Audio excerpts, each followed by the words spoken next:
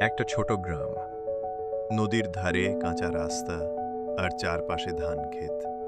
সেই গ্রামে থাকতো দুই বন্ধু, মন্টু আর গোপাল। দুজনেই ক্লাস 5-এ পড়ে, একসাথে স্কুল যায়, খেলে, নদীতে ঝাঁপ দেয়, জাম গাছের নিচে বসে গল্প করে। মন্টুর পরিবার গরিব, তার জুতো ছিঁড়ে গেছে, টিফিনে থাকে শুধু শুকনো রুটি।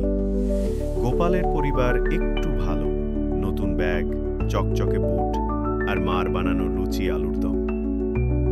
একদিন গোপাল টিফিনে নিয়ে এলো পাকা জাম, সবাইকে দিল, শুধু মন্টুকে এড়িয়ে গেল। মন্টুর চোখে জল চলে এলো, কিন্তু কিছু বলল না।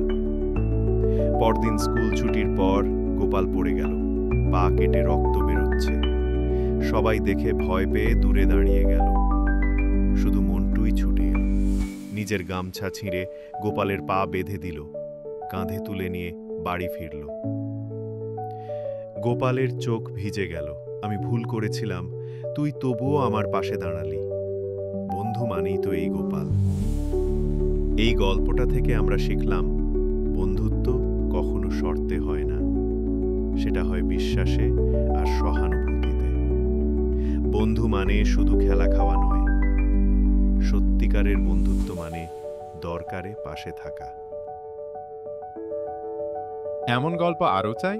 তাহলে এখনই সাবস্ক্রাইব করুন।